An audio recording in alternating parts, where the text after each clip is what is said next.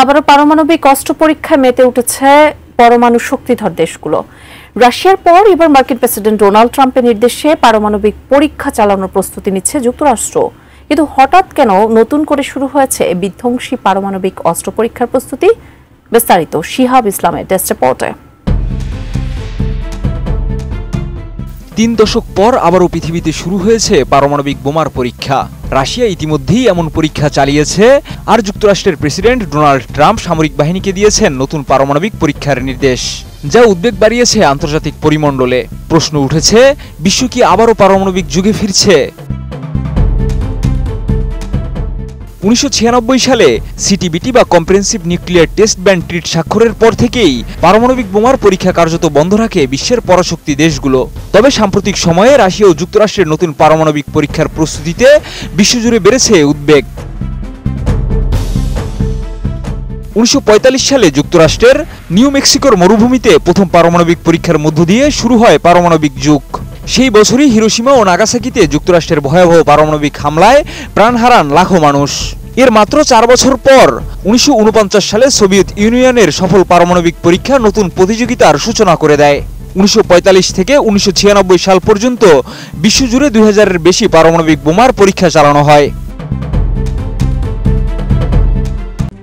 RICL TMX, যুগের পর যুগ স্থাপনা থাকে মজবুত। জাতিসংঘের তথ্য অনুযায়ী যুক্তরাষ্ট্র 1032টি পরীক্ষা করেছে, সোভিয়েত ইউনিয়ন 715টি, ফ্রান্স 210টি, ব্রিটেন 45টি এবং চীনও 45টি পারমাণবিক পরীক্ষা চালিয়েছে। তবে সিটিবিটি চুক্তির পর ভারত, পাকিস্তান ও উত্তর কোরিয়া মোট 10টি পরীক্ষা চালিয়েছে। রয়টার্স জানায়, আধুনিক পারমাণবিক শক্তিধর দেশগুলো এখন নতুন করে পরীক্ষা চালাচ্ছে মূলত পুরনো অস্ত্রগুলো কার্যকর আছে কিনা তা যাচাই করতে। ফেডারেল আমেরিকান বিজ্ঞানীদের হিসেবে রাশিয়ার কাছে বর্তমানে বিশ্বের সবচেয়ে বেশি 5449টি পারমাণবিক বোমা রয়েছে। এরপরেই অবস্থান যুক্তরাষ্ট্রের। বিশ্লেষকরা বলছেন, নতুন করে পারমাণবিক পরীক্ষা বৈশ্বিক উত্তেজনা আরও বাড়াবে। এছাড়া তাদের মতে এই পরিস্থিতি বিশ্বকে ধীরে ধীরে ঠেলে দিচ্ছে নতুন এক অস্ত্র প্রতিযোগিতার দিকে। কার্নেগি এন্ডাউমেন্ট ফর ইন্টারন্যাশনাল পিসের নিউক্লিয়ার পলিসি প্রোগ্রামের ফেলো জেমি কুয়াং বলেন, গত কয়েক দশকে উত্তর কোরিয়া ছাড়া অন্য কোনো পারমাণবিক শক্তিধর দেশ পারমাণবিক পরীক্ষা চালায়নি। এখন যদি এটি কেউ শুরু করে, সেটি অন্যদেরও উস্কে দিতে পারে। তিনি আরো বলেন, আমরা এমন এক সময়ের সামনে দাঁড়িয়ে আছি যেখানে যুক্তরাষ্ট্র, রাশিয়া ও চীন হয়তো নতুন এক অস্ত্র প্রতিযোগিতার দ্বার প্রান্তে।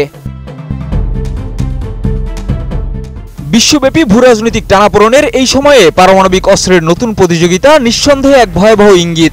বিশেষজ্ঞদের আশঙ্কা, এটি যদি নিয়ন্ত্রণে না আসে তবে মানব সভ্যতা আরও একবার নামতে পারে ধ্বংসের মুখে।